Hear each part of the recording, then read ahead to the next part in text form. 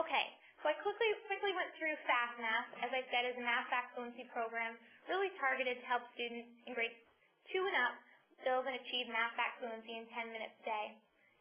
Now I have the privilege to introduce to you Fractionation, which is a brand new program that we offer, really targeted to help students in grades 4 through 8 build and achieve fraction fluency in 15 minutes a day.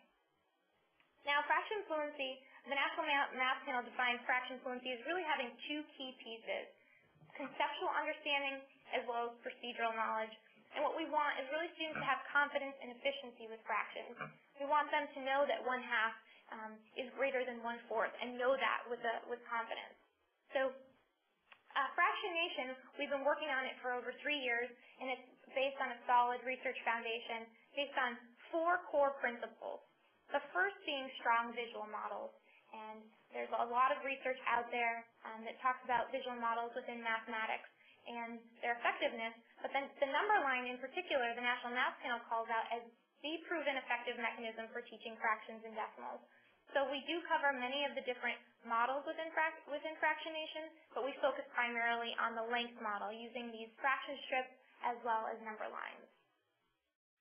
Worked examples are important. We give students guided practice and small, manageable chunks of information. Computation with understanding, we're really targeting to connect the conceptual and the procedural with this program. Again, students need to know why as well as how. And then we're going to support their cognitive processing. And just like with Fast Math, students have only a limited capacity of working memory.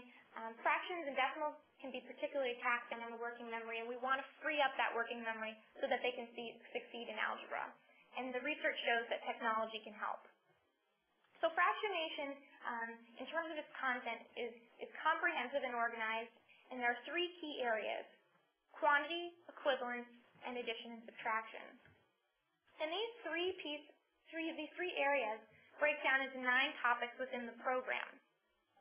And as you may see, that even though we call this program Fractionation, we're teaching decimals alongside with fractions. So in topic D, we go into learning about decimals. Topic G, equivalent decimals. So those are taught alongside with each other. Here's a snapshot of the entire scope and sequence. These 9 topics are broken down into 64 15-minute lessons, and each one of these lessons is carefully sequenced and scaffolded and really focusing only on one key skill or concept at a time. This entire scope and sequence is available as well on fractionation.com if you're interested in looking at it more closely. So the individualized instructional model for fractionation begins with an initial placement assessment. And this initial placement assessment will determine a student's entry point into fractionation. Students will either begin at the beginning of the program in topic A, lesson 1, or some students might begin in the equivalent section in topic E, lesson 28. From either entry point, students will proceed through the lessons, and after that 64th lesson, students will complete a final assessment, which mirrors that initial placement assessment. Here's the student's roadmap, and this is really what students will see each time they log into fractionation and each time they leave for the day. Again, it's their progress monitoring tool within fractionation. We want students to know where they are and where they need to go. And as you can see here, Maria, she completed topic A, and she's in topic B. You can see here that she completed lessons 8, 9, 10, 11, and 12, and today she's going to go ahead and start lesson 13. Each lesson, as I said, there are 64 lessons, and each is about 15 minutes, but each lesson is comprised of learn, practice, and perform. The learn is where students are getting targeted, explicit instruction delivered through an animated tutorial.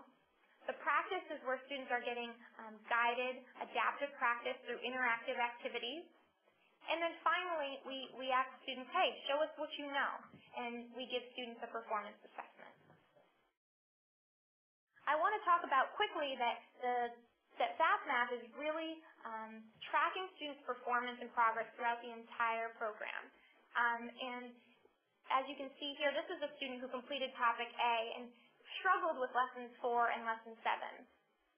What fractionation does is at the end of each topic, it guides students back to give them more instruction and more practice on the concepts they were struggling with.